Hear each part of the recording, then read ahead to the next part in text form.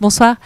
Alors, merci d'être venu ce soir. Voici donc notre deuxième soirée des conférences de l'ENS à l'occasion de la Semaine du Cerveau. Ce soir, nous recevons Jérôme Sacure du département d'études cognitives qui intervient sur le thème stress et cognition. Je vous souhaite de passer une bonne conférence en compagnie de Jérôme Sacure. Bonsoir. Je voudrais donc ce soir vous parler de l'influence du stress sur la cognition. C'est évidemment un sujet extrêmement vaste. Et je vais en découper les contours et parler d'une toute petite partie de ce sujet extrêmement vaste et, à mon avis, assez intéressant. Donc, je vais commencer par une sorte de rappel général sur ce que c'est que le stress. Donc, le stress, c'est une réaction qui est très générale, qui se retrouve à travers un très grand nombre d'espèces animales, et en tout cas chez tous les mammifères, qui est une réaction de l'organisme face à une situation dangereuse, potentiellement néfaste pour l'organisme. Donc quand on a un stress, et je reparlerai de ce que ça veut dire une situation dangereuse, en fait, les signaux de la situation potentiellement dangereuse sont intégrés par le cerveau, évidemment, parce qu'il n'y a pas d'accès direct autrement. Donc les signaux concernant la situation potentiellement dangereuse sont intégrés par le cerveau. Et ensuite se déclenche une série de mécanismes qui sont, eux, extrêmement robustes, extrêmement reproductibles et quasiment similaires à travers un très grand nombre d'espèces animales, dont, évidemment, l'espèce qui va nous intéresser le plus ce soir, l'homme. Donc, en quoi consistent ces mécanismes ? Eh bien, le cerveau, lorsqu'il a repéré quelque chose qui pouvait être dangereux, déclenche deux séries de mécanismes endocriniens qui vont relâcher un certain nombre d'hormones et de neurotransmetteurs spécifiques du stress, qui sont d'une part ce qu'on appelle les catécholamines, donc l'adrénaline, la noradrénaline en particulier, et d'autre part le cortisol. Et donc sur cette figure-là, vous avez essentiellement le circuit déclenché par le circuit du cortisol. Donc vous avez ici une petite structure qui se trouve à la base du cerveau, l'hippocampe, qui déclenche la réaction de l'hypophyse, qui elle-même va déclencher ensuite, va relâcher cette hormone, la CTH, qui va circuler dans l'ensemble de l'organisme et agir sur les glandes surrénales, donc au niveau des reins, qui vont relâcher deux hormones principales, deux neurohormones principales, l'adrénaline et le cortisol. Et ce sont ces deux hormones qui représentent ce qu'on appelle de manière typique et caractéristique la réaction de stress, c'est-à-dire que c'est ça qui, de manière quasi définitionnelle, correspond au stress, c'est la circulation, la décharge de ces hormones qui sont relâchées par les glandes surrénales dans l'ensemble de l'organisme. Alors une fois que le cortisol, dont je reparlerai beaucoup, et l'adrénaline sont relâchés dans le sang, ça va affecter l'ensemble de l'organisme. C'est-à-dire que ça va affecter pas seulement le cerveau, mais aussi le système immunitaire et toutes sortes de choses que je ne connais pas du tout, car s'il s'agit de biologie générale, et ça c'est très loin pour moi. Donc ça va avoir des effets extrêmement généraux sur l'ensemble de l'organisme, mais ce qui est important pour la cognition, c'est qu'une partie du cortisol et de l'adrénaline va re-rentrer dans le système nerveux central, ça va traverser ce qu'on appelle la barrière hémato-encéphalée, c'est-à-dire que d'habitude le sang et le contenu du cerveau ne se mélangent pas trop, mais une partie de ce qui circule dans le sang néanmoins passe dans le cerveau. Et donc le cortisol et l'adrénaline vont en partie revenir dans le cerveau, et vont avoir un impact sur la manière dont le cerveau fonctionne. Et c'est ça qui va nous intéresser, c'est-à-dire qu'est-ce que ça a comme impact sur la cognition. Alors le premier impact du cortisol et de l'adrénaline qui circulent dans le sang, c'est que ça va tout de suite, par un feedback négatif, ça va ralentir la sécrétion des hormones ACTH et les autres qui ont déclenché cette réaction du cortisol pour qu'il n'y ait pas un emballement de la machine. En gros, que ça revienne plus ou moins à une situation d'équilibre et d'homéostasis. Donc, ça c'est le premier effet. Et sinon, les hormones, le cortisol et l'adrénaline et la noradrénaline qui se trouvent dans le cerveau vont avoir un impact sur la cognition en général.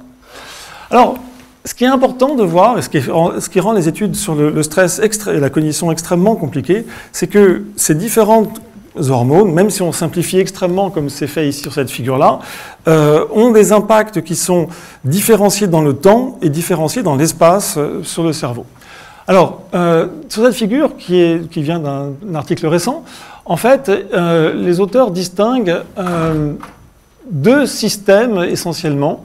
Le système qui est dû à l'action des catécholamines, donc noradrénaline et adrénaline, et le système qui est dû au cortisol, les effets corticostéroïdiens d'un stresseur. Donc l'idée, c'est que vous avez à un moment zéro ici, c'est en heures, c'est des choses qui sont, l'axe ici représente le temps véritablement en heures, et c'est important parce que c'est effectivement des échelles de temps d'action qui sont pertinents. Donc vous avez un stresseur qui dure un certain temps, 20 minutes par exemple ici, c'est typique de ce qu'on fait en laboratoire.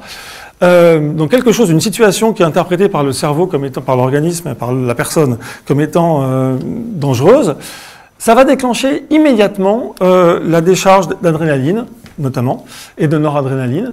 Et c'est cette courbe verte qui correspond à la décharge d'adrénaline et de noradrénaline. C'est cet effet-là catécholaminergique qui dépend de cette classe d'hormones particulières. Le cortisol, lui, qui est donc relâché par l'axe corticotrope, qui va de l'hypophyse, de l'hypothalamus, hypophyse et glande surrénale, le cortisol, lui, met un peu plus de temps à atteindre son pic de décharge. Ça met plutôt le maximum, il est atteint au bout d'une demi-heure, 20 minutes, ça dépend des personnes, ça dépend des situations. C'est extrêmement compliqué parce que par ailleurs, le cortisol, il est aussi relâché en situation quand il n'y a pas de stress. Par exemple, on décharge plus de cortisol le matin que dans l'après-midi. Et bon. Disons que lorsqu'il y a un stresseur, le cortisol est déclenché de manière un peu plus lente que les catécholamines. Et ça va avoir un effet immédiat, comme les catécholamines ont eu un effet immédiat lorsqu'il est relâché, ont un effet immédiat sur le cerveau, ça va avoir un effet qui va durer pendant en gros 2 heures. C'est-à-dire que pendant 2 heures, il y a un effet du cortisol sur le fonctionnement cérébral, alors que les catécholamines sont d'action beaucoup plus rapide, mais ensuite, l'adrénaline, on peut dire pour résumer, rapide, un peu simplifié, ça va descendre beaucoup plus rapidement.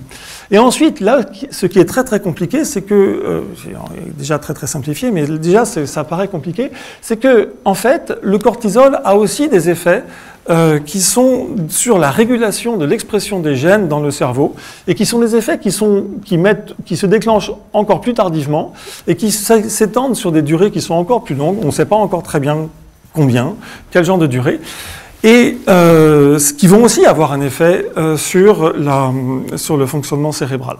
Donc ces choses-là, en fait, sont essentiellement connues par des études sur les rongeurs, la souris essentiellement, et le rat, et moins facilement connues, moins connues chez l'homme, mais néanmoins, c'est tellement systématique, tellement reproductible, et puis il y a des indices chez l'homme aussi que ça fonctionne comme ça, c'est tellement systématique et reproductible à travers les espèces.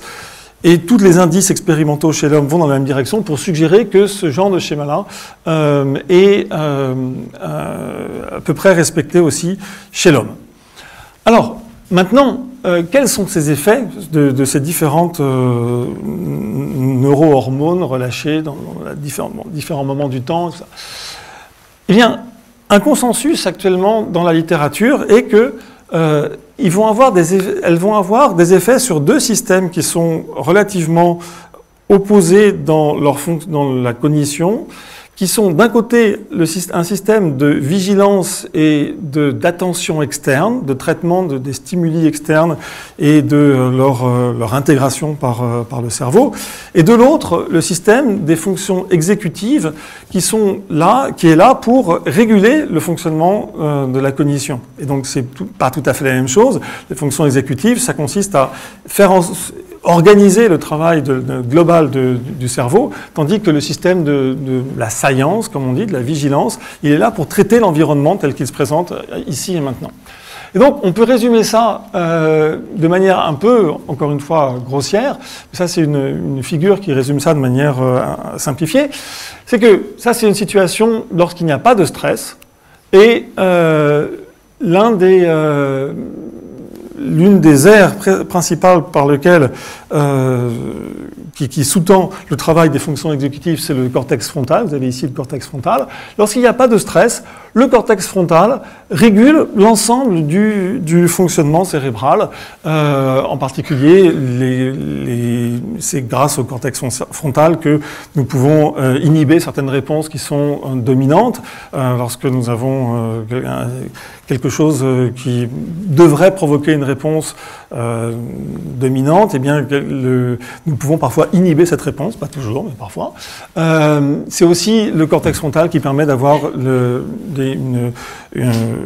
un contrôle de bas en haut sur la cognition de manière très générale.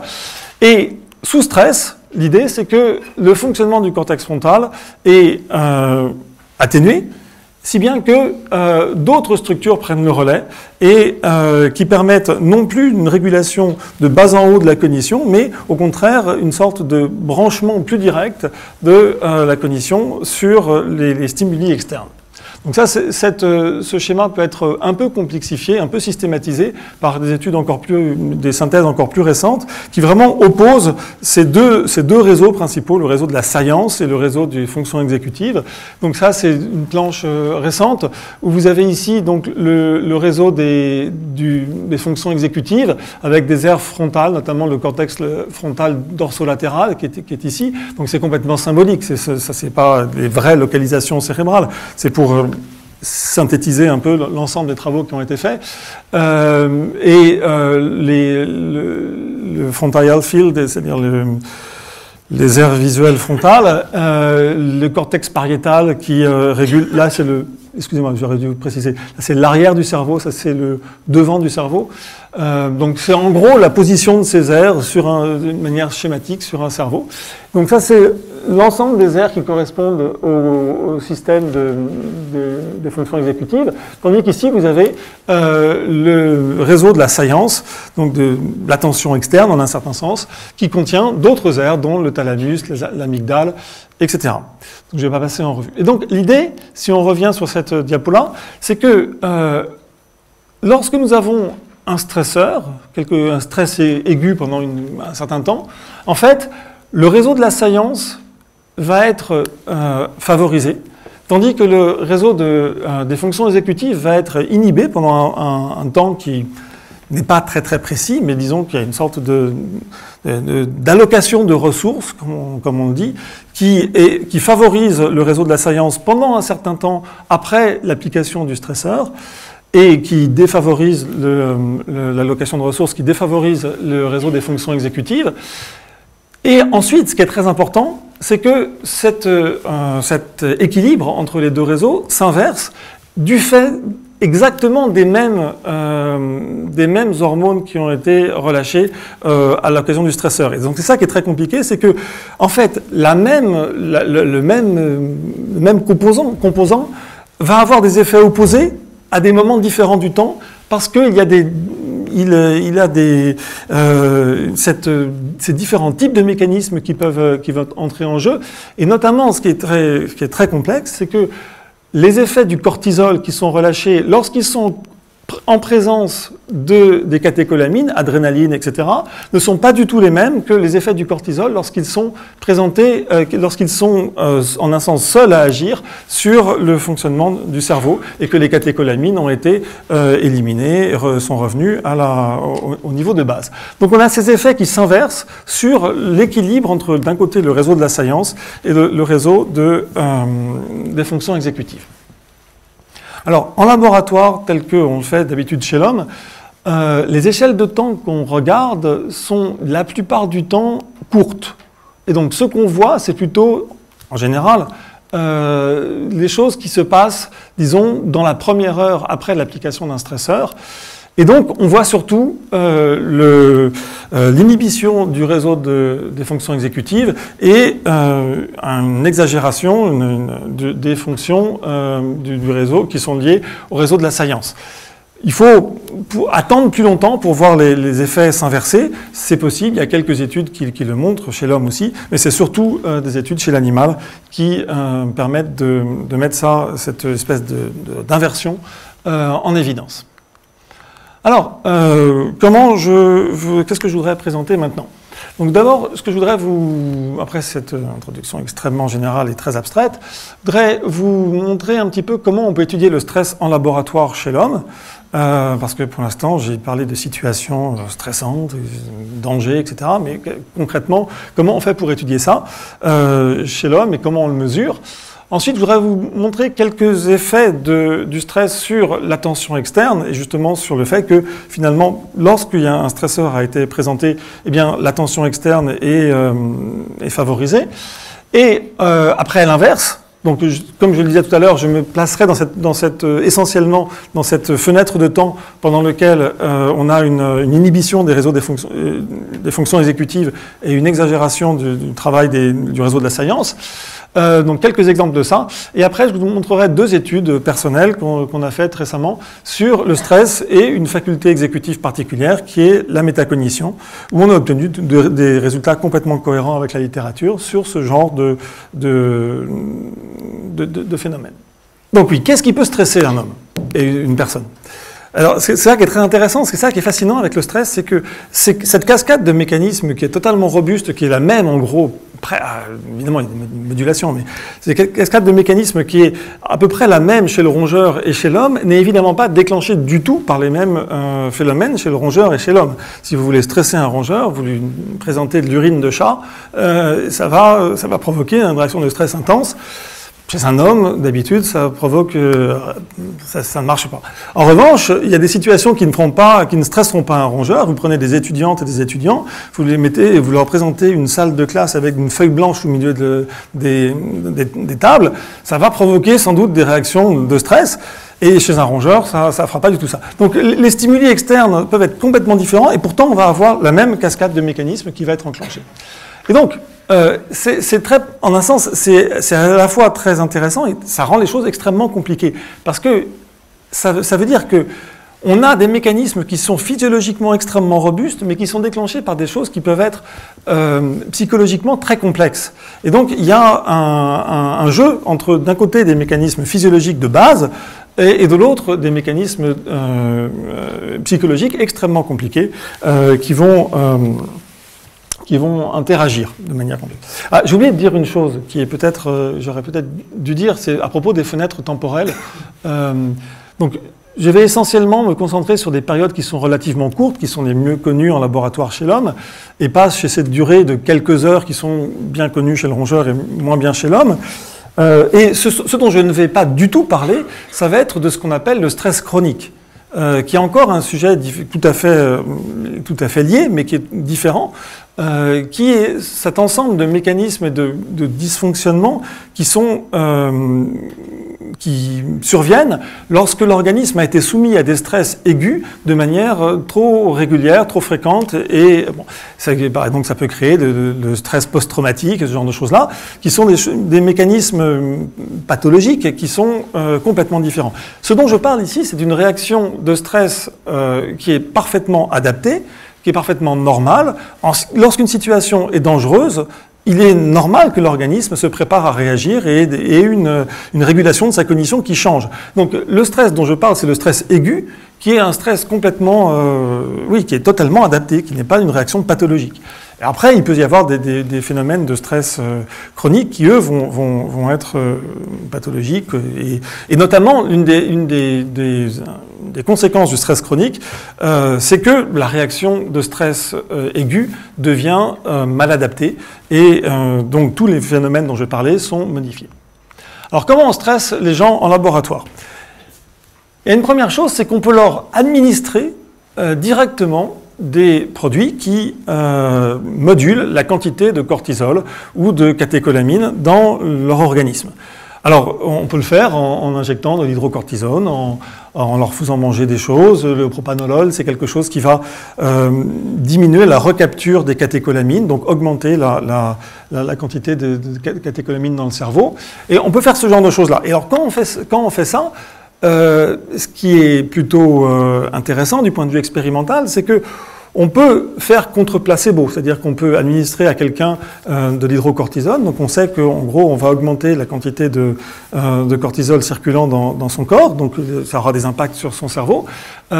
Et on peut à certains administrer un placebo, et donc on peut avoir un effet pur et causalement identifié du cortisol circulant. Et l'intérêt aussi, c'est qu'on peut faire ça en fait à distance de l'expérience. On peut faire ça en un sens, on peut faire ça en administrant les produits la veille, par exemple, et en faisant l'expérience le lendemain. Et donc l'idée dans ces cas-là, c'est qu'on a fait quelque chose contre placebo un jour, on teste le lendemain, et donc on a des effets très très purs de quelque chose qui est en un sens purement pharmacologique, parce que psychologiquement, les sujets sont exactement dans la même situation qu'ils aient eu un placebo ou qu'ils aient été dans la condition expérimentale. Donc c'est une chose, mais évidemment, c'est un peu, c'est d'une part des travaux pharmacologiques, c'est toujours un peu intrusif, c'est un peu, enfin, ça demande, ça pose des problèmes éthiques un peu compliqués. Et par ailleurs, c'est évidemment tout à fait artificiel, au sens où on n'est pas, le stress qu'on ressent dans la vie courante, c'est pas parce qu'on nous a injecté du cortisol. Et d'ailleurs, le fait d'injecter du cortisol ou d'augmenter la quantité de cortisol ne crée pas du stress au sens propre.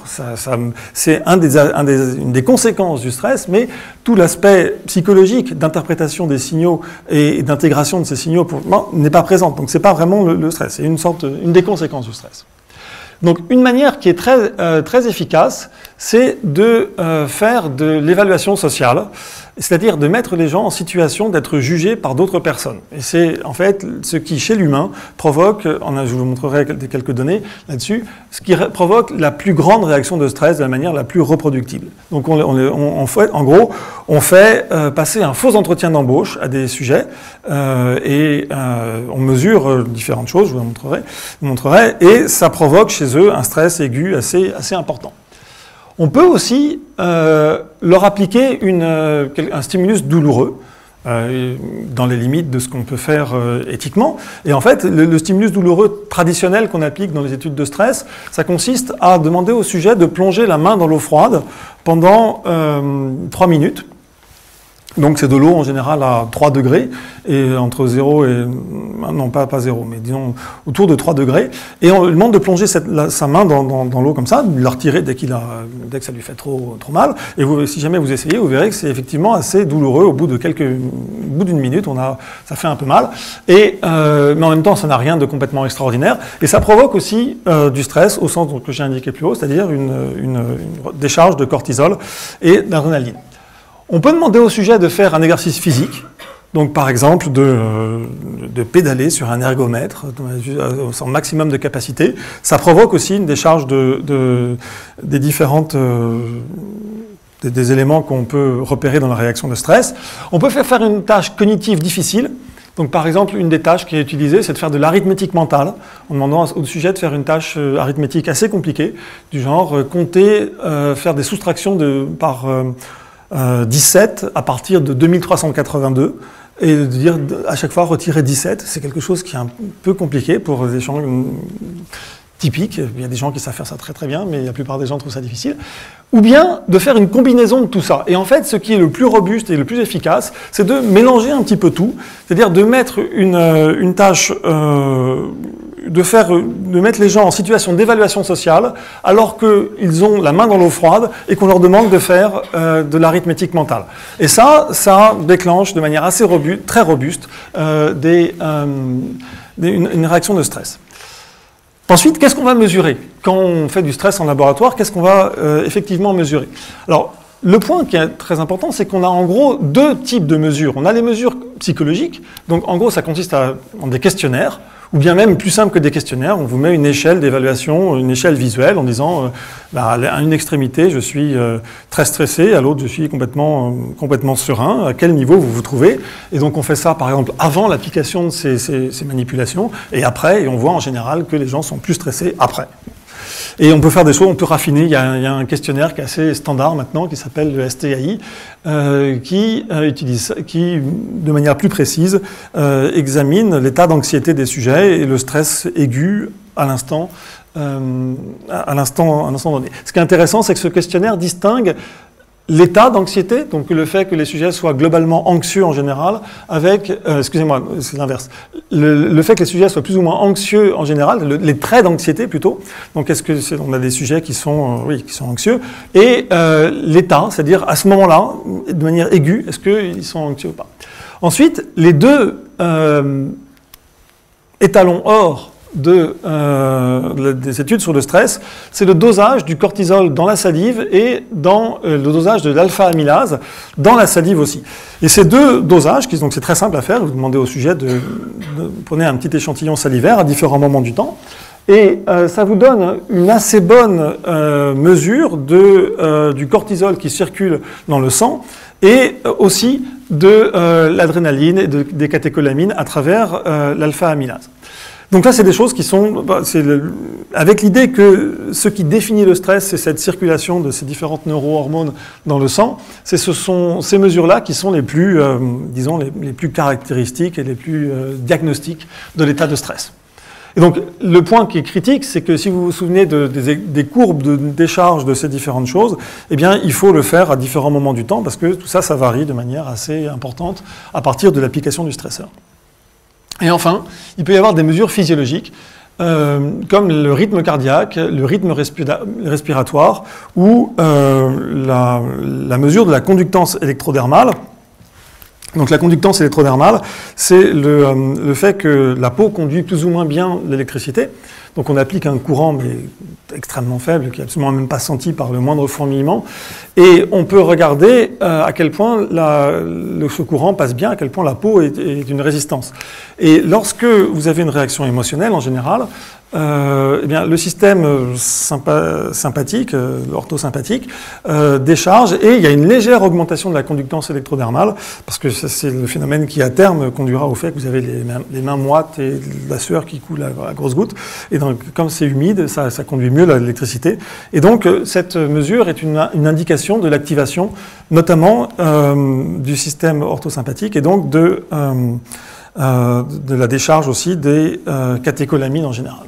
Donc, juste pour préciser, oui, c'est quasiment ce que j'ai dit à l'instant, mais l'évaluation sociale, ça se fait de manière très standardisée dans ce test qui vient de l'université allemande de Trier. Trier, c'est le nom de la ville où ça a été inventé. Donc, c'est une procédure dans laquelle vous demandez à des sujets de préparer un entretien d'embauche fictif, et ensuite, vous leur demandez de passer cet entretien face à un panel de 2 ou 3 juges, et ils sont filmés. Ça dure à peu près 5 minutes seulement, et on mesure ensuite les différentes réactions. Alors, ce qui est intéressant, c'est que sur cette diapo, vous avez les différentes mesures du stress qu'on peut obtenir avec différents types de stresseurs qu'on a appliqués.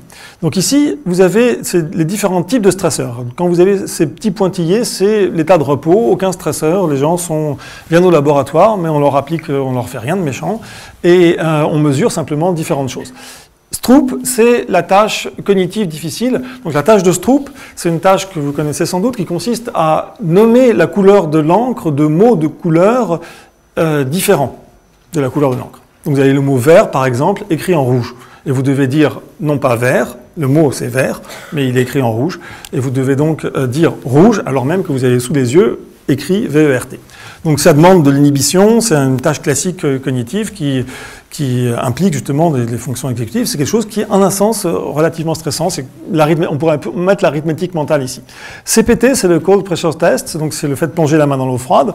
TSST, c'est ce test d'évaluation sociale cognitive, d'évaluation sociale. Et l'ergomètre, c'est on demande aux gens de pédaler de faire un effort physique intense. Et dans chaque panneau, vous avez la réponse à certaines mesures. Donc ça, c'est une échelle d'évaluation psychologique. On demande aux gens de noter à quel point ils se sentent stressés. Et donc vous avez ici le stresseur qui est appliqué pendant 5 minutes à peu près, et vous avez les différentes réponses psychologiques des sujets selon les tâches auxquelles on les a assignées. Et donc vous voyez par exemple que si on demande aux gens « est-ce que vous vous sentez stressé ?», c'est en fait lorsqu'on a appliqué le TSST, donc le test d'évaluation sociale, qui se sentent le plus stressés aux alentours du stresseur. Si vous, par exemple, donc les gens qui sont à l'état de repos, évidemment, ils ne se sentent pas très stressés, c'est heureux.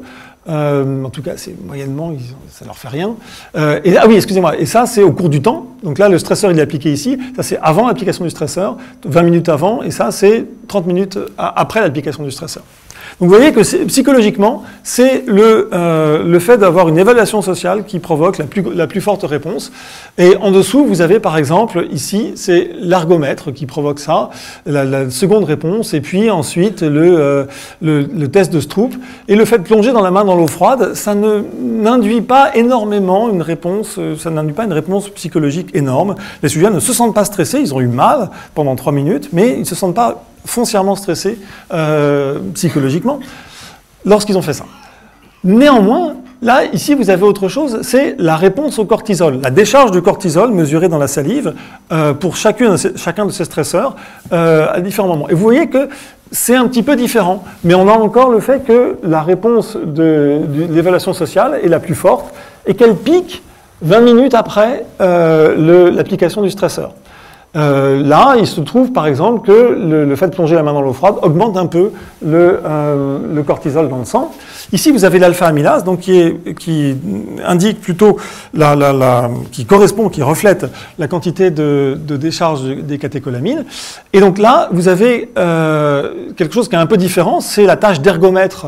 Donc le fait de faire un effort physique intense qui va provoquer la plus grande décharge, le plus grand dosage d'alpha-amylase, et le TSST, l'évaluation sociale, qui est juste en dessous, et la tâche de Stroop qui est pas loin. Donc ça, en un sens, vous avez de l'adrénaline circulante lorsque vous avez fait cette tâche de Stroop. Et là, si on a les mesures physiologiques, et là, ce qu'ils ont pris, c'est le rythme cardiaque. Et on voit, l'ergomètre, il est un peu spécial, parce qu'évidemment, l'ergomètre, c'est normal que ça vous déclenche un rythme cardiaque élevé.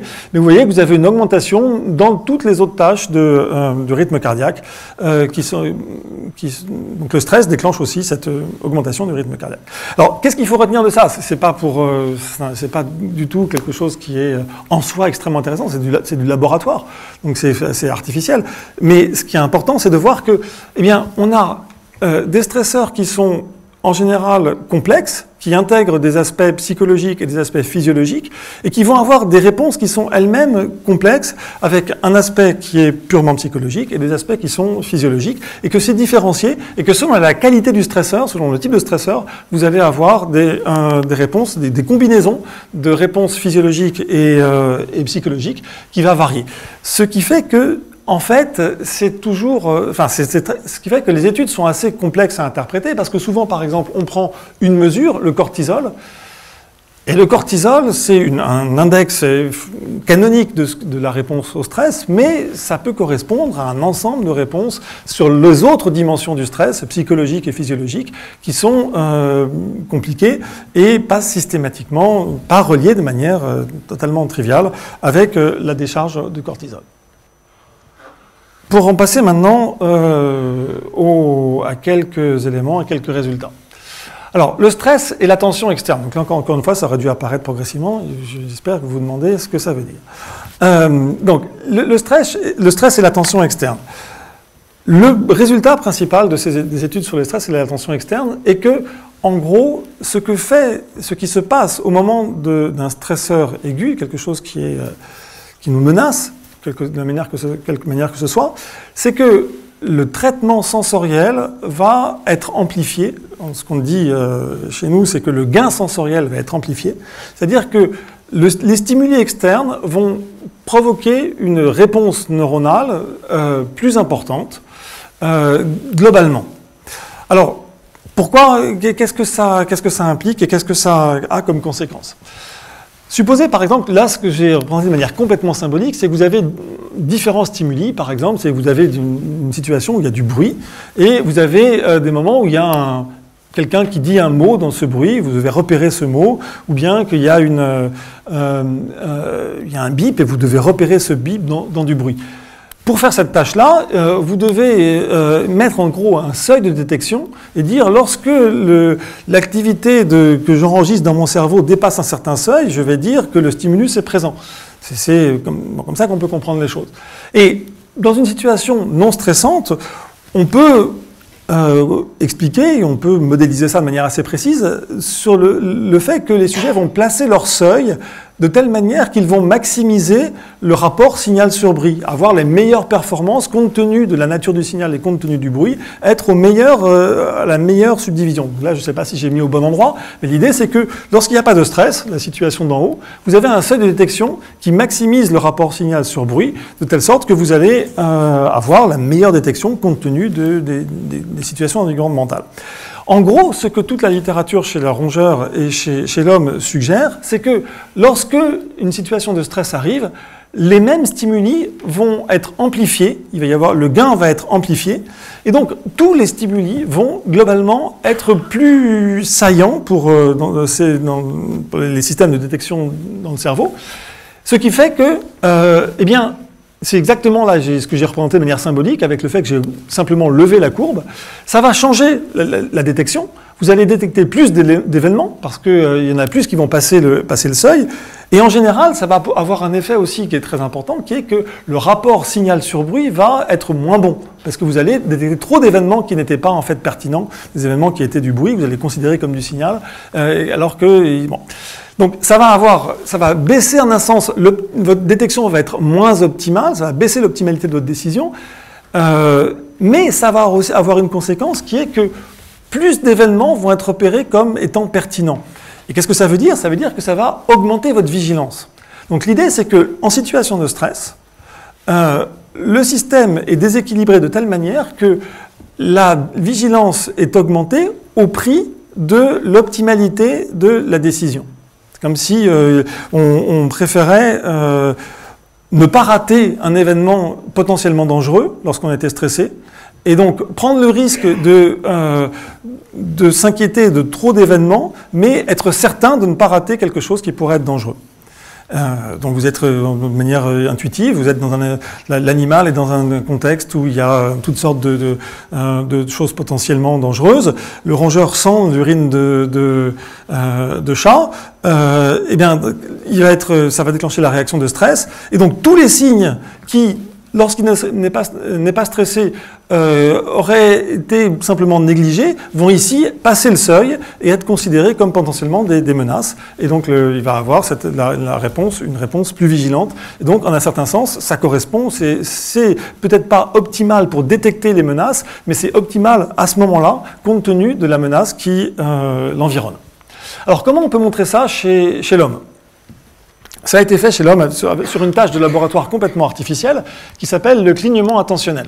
Le clignement intentionnel, c'est une tâche dans laquelle vous avez une série de stimuli qui sont présentés de manière assez rapide, donc disons 5 par seconde ou à peu près. Et au milieu de ces stimuli, donc vous avez une série de lettres qui sont présentées de manière très rapide à l'écran. On a l'impression que ça défile comme ça très vite.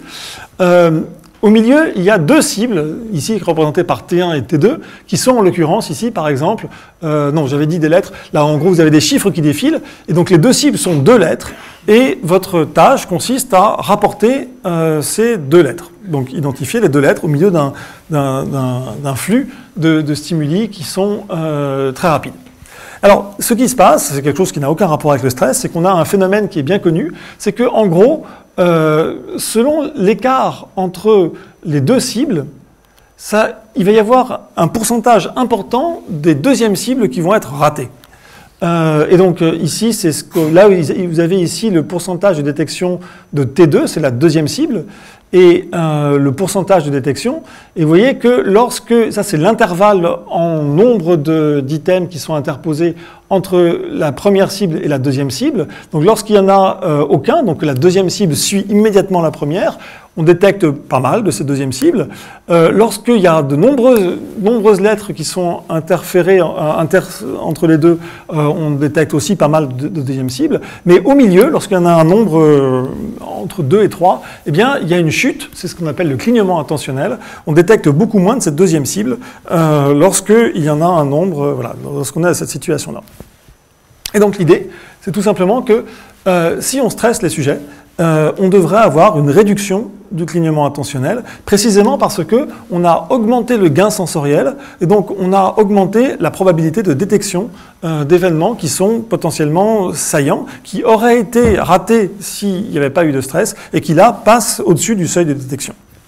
Alors, c'est ce qui a été trouvé récemment par deux auteurs qui ont montré, alors là c'est un peu plus compliqué, mais en gros ils ont repris une tâche de clignement intentionnel.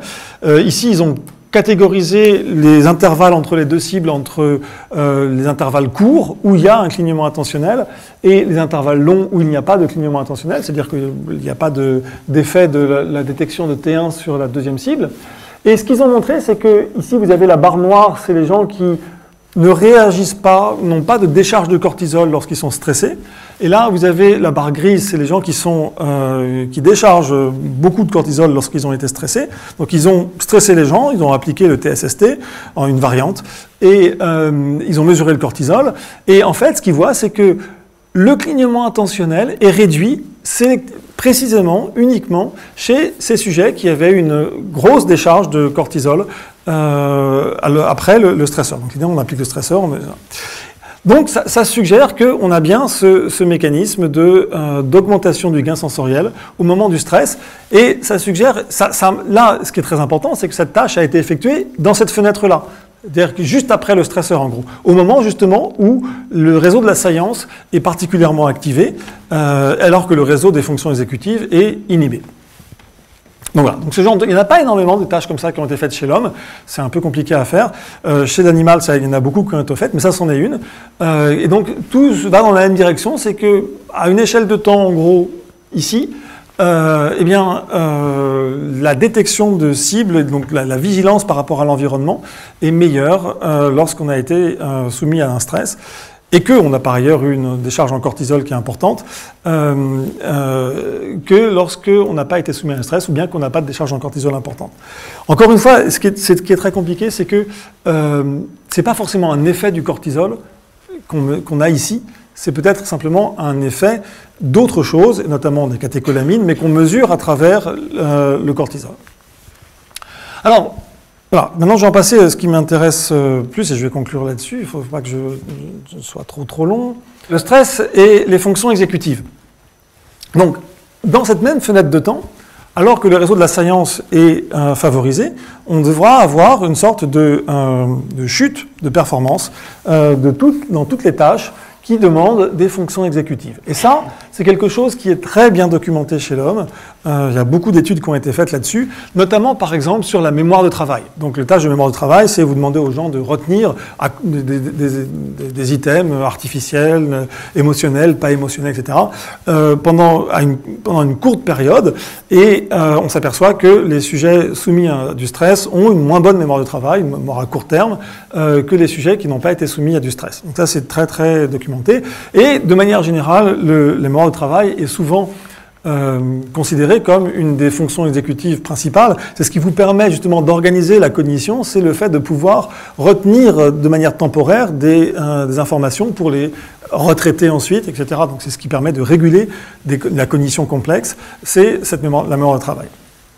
Alors, ce qui est important évidemment aussi, c'est que les études sur le stress et la mémoire sont nombreuses chez l'homme, et ce qu'on montre de manière assez systématique, c'est que la mémoire de travail est moins bonne. En revanche, la mémoire d'événements qui ont été appris avant, donc des événements qui ont été consolidés, et notamment des événements émotionnels consolidés, est favorisé par une situation de stress. Donc en gros, lorsque vous êtes en situation de stress, votre mémoire de travail ne va pas bien fonctionner, donc vos fonctions exécutives vont moins bien fonctionner, vous allez avoir une cognition moins bien régulée, mais en revanche, les souvenirs, et notamment les souvenirs émotionnels négatifs que vous aviez déjà acquis, vont, eux, être plus faciles à récupérer. Donc ça marche assez bien dans l'idée que vous avez, encore une fois, une balance entre ce qui est de l'ordre de la science actuelle, acquérir des choses nouvelles, par exemple, ou bien utiliser des informations que vous avez déjà. Ce qui est assez récent, mais qui est très intéressant, c'est que on a aussi montré qu'en situation de stress, les sujets ont un moins bon apprentissage. C'est-à-dire que leur capacité à interpréter la structure de l'environnement, apprendre la structure de l'environnement, est beaucoup moins bonne que lorsqu'ils ne sont pas stressés. Donc ça, c'est assez intéressant parce que c'est des choses qui permettent vraiment d'être étudiées de manière assez modélisée, assez quantitative. Je vais en montrer un exemple assez rapidement, mais qui n'est pas le meilleur, mais qui est assez simple. Ça, c'est un effet qui a été trouvé, qui est l'effet de réflexion dont je ne parlerai pas trop. C'est l'idée que lorsque vous prenez des décisions en situation de stress, vous avez tendance à prendre plus de risques si la décision a des chances de vous rapporter des choses. Donc, par exemple, on demande au sujet de choisir entre des loteries, et il y a une loterie qui peut leur rapporter beaucoup, mais qui peut les conduire à ne rien avoir, et une loterie qui leur rapporte moyennement, mais de manière plus sûre. Et donc, si vous aimez le risque, vous allez choisir la loterie qui vous rapporterait plus, et négliger celle qui a un gain moyen.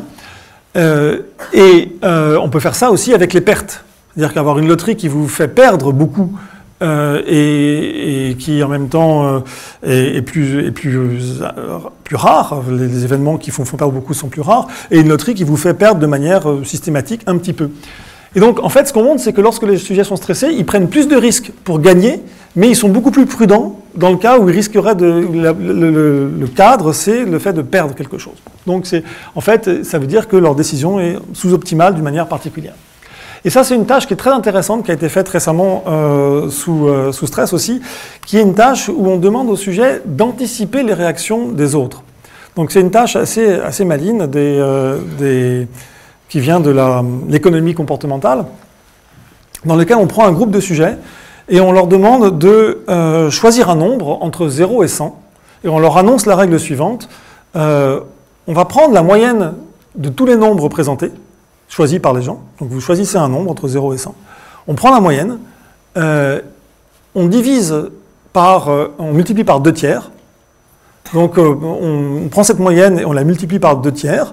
Donc ça va faire un nombre un peu en dessous. Et celui ou celle dont le nombre choisi est le plus proche de la moyenne multipliée par 2 tiers gagne cette partie. Et puis on recommence. Et alors ce qui est intéressant, c'est de voir comment les sujets se comportent quand ils font ça.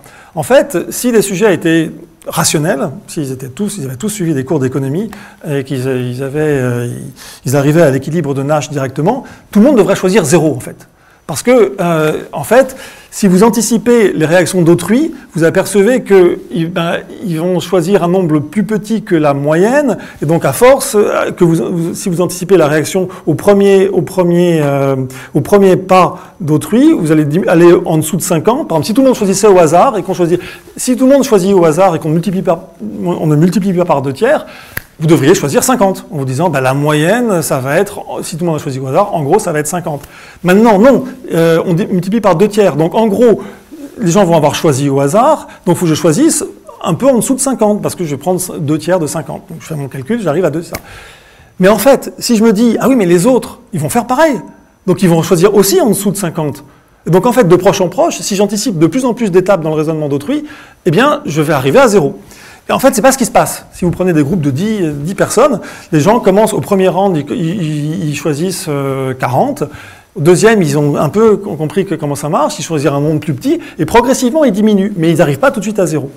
Et ce qui est intéressant, c'est que sous stress, les sujets choisissent des nombres plus élevés. Donc, l'idée, c'est que sous stress, lorsque le cortisol, encore une fois, c'est mesuré par le cortisol, les sujets ont tendance à faire moins de ces anticipations dans les comportements d'autrui. Ils vont être, il va y avoir une théorie de l'esprit, pour parler comme on fait chez les cognitivistes, une lecture de l'esprit d'autrui qui va être moins profonde, qui va être plus superficielle, et donc ils vont choisir des nombres plus élevés. Alors juste maintenant, je voudrais revenir, vous allez avoir du mal à voir ça, c'est un peu trop lumineux, sur cette idée que l'apprentissage est moins flexible quand on est sous stress. Et c'est une tâche, une expérience qui vient tout juste d'être publiée ce mois-ci. Et en quoi elle consiste? Donc c'est une tâche qui consiste à choisir des loteries qui vont avoir des impacts négatifs pour vous. Donc l'idée, c'est que vous allez avoir deux stimuli qui vous indiquent l'intensité d'une décharge électrique qu'on va vous appliquer, dans la limite de ce qui est possible avec, avec des volontaires sains et qui, en laboratoire. Donc c'est des petites décharges électriques, mais néanmoins désagréables. Donc vous allez avoir deux stimuli qui vous indiquent que vous allez avoir une décharge de telle intensité ou de telle autre intensité, et vous devez choisir laquelle vous voulez. Donc les gens sont informés au départ, ils ne sont pas pris par surprise. Bon. Donc vous choisissez en gros la décharge électrique que vous allez vous appliquer. Par ailleurs, il y a un papier récemment qui est sorti, je ne sais pas si vous l'avez vu, sur le fait que les gens préfèrent s'administrer des décharges électriques plutôt que de ne rien faire. Donc ce n'est pas forcément très méchant de leur faire ça, on leur donne l'occasion de s'administrer des décharges électriques, qui restent, encore une fois, simplement désagréables. Simplement, l'astuce, évidemment, c'est que ce n'est pas systématique. Parce que si c'était systématique, si lorsque j'avais choisi, j'avais systématiquement cette décharge, eh bien, selon que je suis plus ou moins, que j'apprécie plus ou moins la douleur, je choisirais toujours du même côté. Non, là, l'idée, c'est qu'en fait, chaque côté est plus ou moins la probabilité que je reçoive la décharge en question n'est pas de 100% ni de 0%. Donc là, vous avez par exemple ces décharges de 0,1, donc faibles, ou 20, importantes, mais en fait, il se trouve que si vous choisissez celui-là, c'est pas sûr que vous allez avoir une décharge de 20. Il y a une certaine probabilité que vous ayez cette décharge de 20. Et la probabilité que vous allez avoir ayez cette décharge, elle dépend de la nature du stimulus. Alors, ce que vous ne voyez pas, c'est qu'il y a ou bien un carré ou bien un cercle. Donc, lorsque le 20 est présenté dans un cercle, ça veut dire que vous avez telle probabilité de recevoir la décharge. Lorsqu'il est présenté dans un carré, c'est telle autre probabilité. Donc, il y a d'un côté la valeur, l'intensité de la décharge, de l'autre côté la probabilité de la recevoir. Et ce qu'ils ont fait ensuite, c'est que dans certains cas, dans les blocs stables, en fait, les probabilités restent associées aux stimuli, le carré et le cercle, de manière constante. Donc, par exemple, pour un sujet donné, le cercle est associé dans 75%. Lorsque le cercle est choisi, on a dans 75% du cas la décharge, et dans le reste, 25% des cas, on n'a pas de décharge. Et pour le carré, c'est l'inverse. Mais dans d'autres blocs, en fait, de manière plus ou moins prévisible, ces choses vont alterner. C'est-à-dire que les probabilités associées aux différents stimuli vont alterner. Et ce que les auteurs montrent, c'est qu'en fait, c'est évidemment compliqué d'avoir une réponse optimale dans ces blocs où l'environnement est incertain, et qu'en fait, la capacité à apprendre à se comporter de manière optimale dans ces environnements incertains est négativement corrélée avec l'intensité de l'anxiété des sujets, telle que mesurée par un questionnaire psychologique. Alors, ce qui est intéressant ici, c'est que c'est le contraire de tout ce que je vous ai dit. Là, c'est sur une étude sur le trait de psychologie. L'idée, c'est que les individus qui sont anxieux en général ont plus de difficultés pour apprendre à se comporter de manière optimale dans un environnement incertain. Et ce que les auteurs disent, évidemment, c'est qu'il faudrait vérifier que c'est bien, en fait, le stress aigu provoqué par l'expérience qui explique ce comportement des sujets à ce moment-là. Bien, alors, je voudrais en venir maintenant, pour conclure rapidement, à une étude qu'on a faite au laboratoire avec une équipe chilienne et un de mes doctorants, Gabriel Reyes, sur le stress et la métacognition. Alors, de quoi s'agit-il? La métacognition, c'est une fonction exécutive parmi toutes celles dont j'ai un petit peu parlé, et cette fonction qui nous permet de savoir comment nous fonctionnons nous-mêmes. Méta pour à propos de. Et donc, l'idée, c'est que quand nous prenons une décision, par exemple, eh bien, nous savons parfois que nous avons pris une bonne décision. Parfois, nous avons l'impression que nous ne savons pas si la décision était bonne ou pas. Donc, parfois, nous sommes sûrs d'avoir fait la bonne décision. Parfois, nous avons l'impression d'avoir choisi au hasard. Ça, c'est de la métacognition au sens où nous prenons une décision et ensuite, nous pouvons réfléchir sur notre propre cognition. C'est-à-dire, ça nous intéresser à accéder à nos propres mécanismes cognitifs. Et donc, dans l'idée que ça, c'est quelque chose qui relève des fonctions exécutives, on était parti avec l'idée que, eh bien, on devrait obtenir quelque chose d'assez simple, qui est que le stress nous rend moins bons en métacognition, c'est-à-dire que nous savons moins bien si nous savons ou nous ne savons pas lorsque nous sommes stressés. Alors, juste comme c'est une chose que j'ai faite, que nous avons fait, je vais pouvoir vous détailler un tout petit peu plus la méthodologie que pour les autres choses. Donc l'idée, c'est qu'en fait, on avait une méthodologie qui était un peu particulière. En fait, on calibrait des sujets, on avait pris plein de sujets, et on leur avait appliqué une tâche stressante, le TSST en l'occurrence, donc l'évaluation sociale, de telle sorte qu'on mesurait, donc ça c'est une phase de calibration, où on mesure le cortisol 6 fois de suite, entre 10 minutes après qu'ils sont entrés au laboratoire jusqu'à 2 heures après. Et au milieu, ils font cette tâche d'évaluation sociale stressante et on mesure leur réponse au cortisol. Et on fait que ça.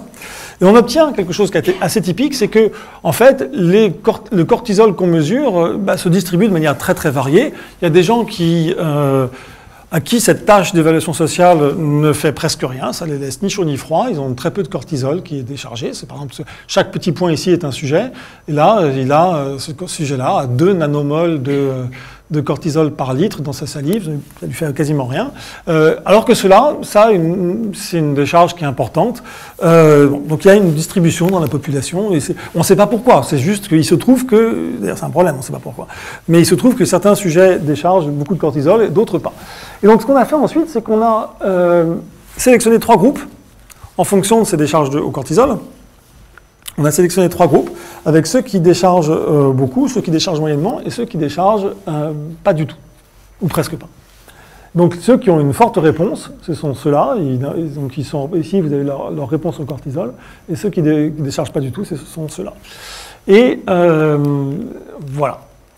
Et ensuite, beaucoup plus tard, on leur fait une tâche qui est une tâche standard de mesure de la métacognition, qui se présente de la manière suivante.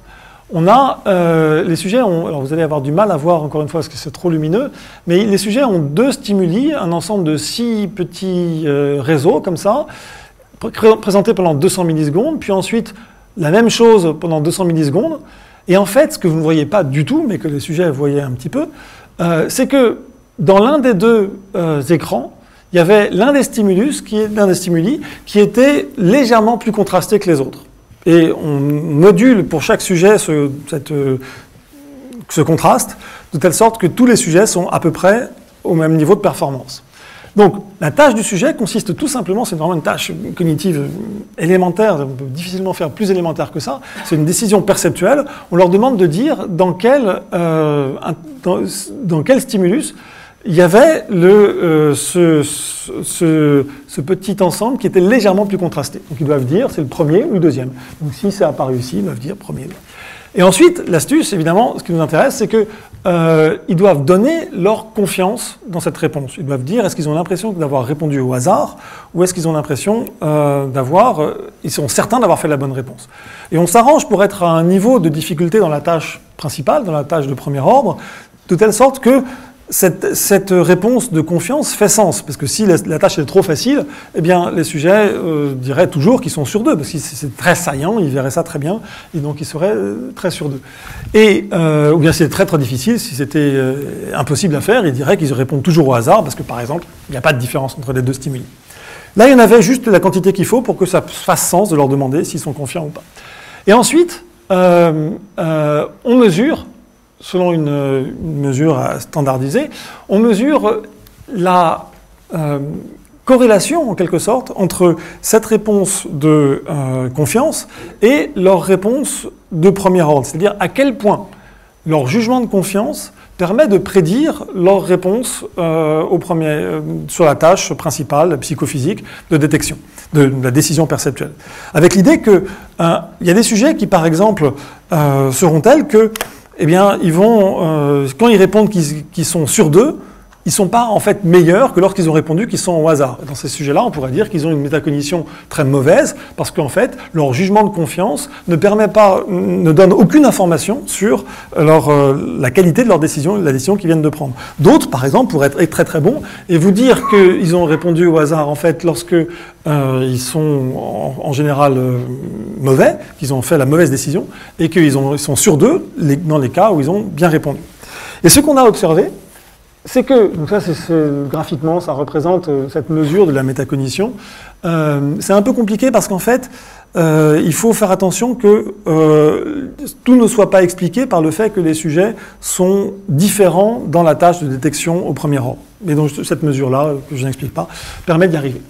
Et ce qu'on voit, et donc là, ce que je peux vous expliquer, c'est que sur cet axe des ordonnées, sur l'axe des Y, sur l'axe des ordonnées, vous avez cette mesure de métacognition pure, c'est-à-dire à quel point les sujets savent s'ils ont été corrects ou pas dans leur décision perceptuelle.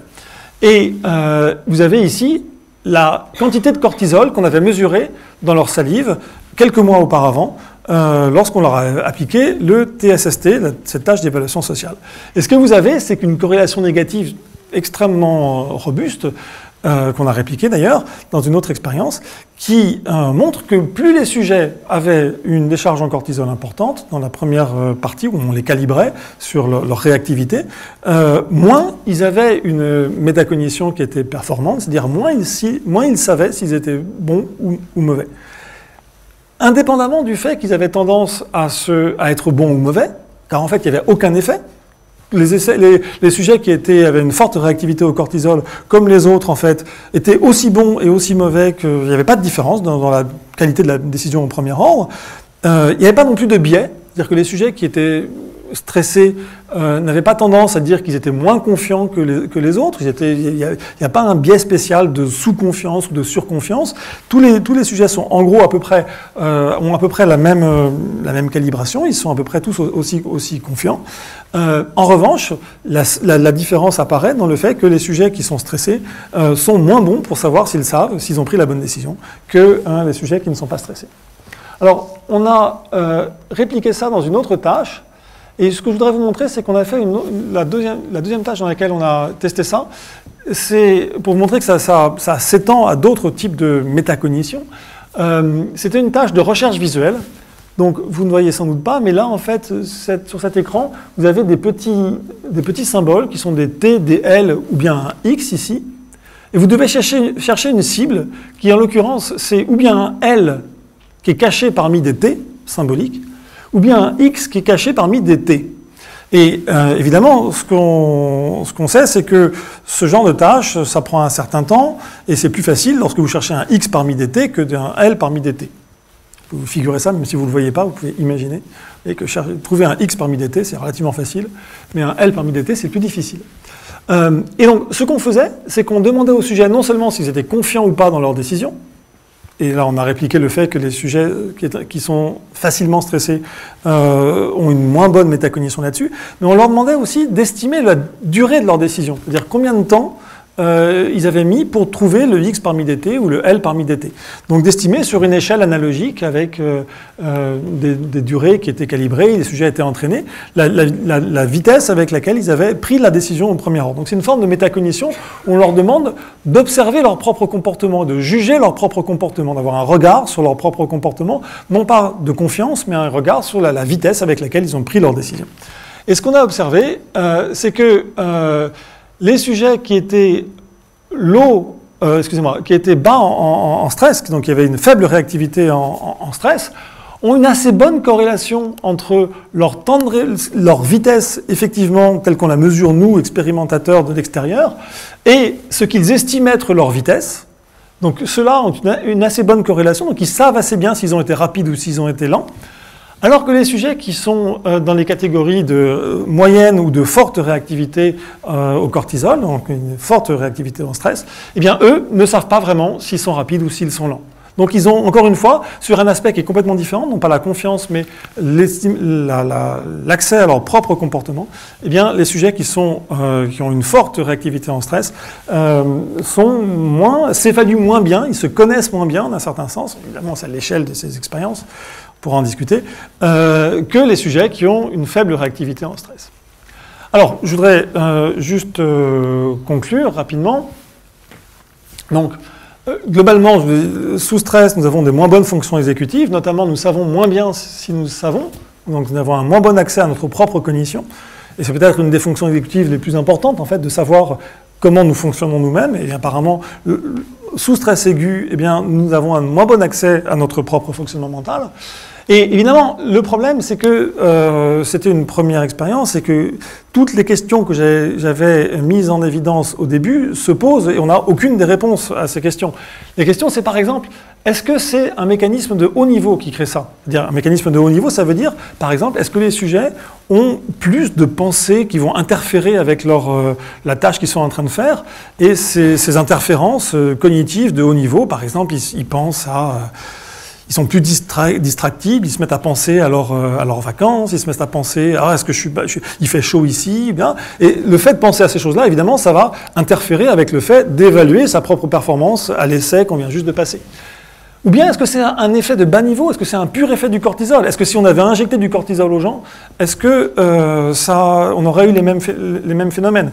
Ça, on n'en sait rien, c'est évidemment possible de l'étudier, mais pour l'instant, on n'en sait rien. Et les deux vont peut-être de pair. Et nous, on avait mesuré le cortisol, mais peut-être que finalement, ce qui est important, c'est la réactivité psychologique. Et l'autre chose qui est très importante, c'est que on ne sait pas très bien ce qui est dû aux traits de personnalité, c'est-à-dire globalement, les sujets sont anxieux, stressés, et là, au stress aigu. Au fait qu'à cet instant-là, on a déclenché une réaction de stress mesurable cognitivement et physiologiquement. Et évidemment, les deux sont difficiles à départager, parce que peut-être que certains sujets vont être facilement, les sujets anxieux vont être facilement stressés, donc vont avoir une réaction au stress aigu plus intense que les sujets qui sont moins anxieux. Et ça serait une solution. Et dans ce cas-là, un niveau de stress égal, les sujets anxieux et les sujets pas anxieux devraient avoir le même effet sur les fonctions exécutives. Puisque c'est simplement l'anxiété globale, l'anxiété de trait, devrait simplement augmenter le stress aigu tel qu'il est dans l'organisme. Mais c'est peut-être aussi quelque chose de différent. Peut-être qu'en fait, il y a des traits de personnalité qui font que les sujets qui ont une forte réactivité au stress sont par ailleurs moins efficaces pour connaître leur propre mécanisme cognitif à l'instant donné.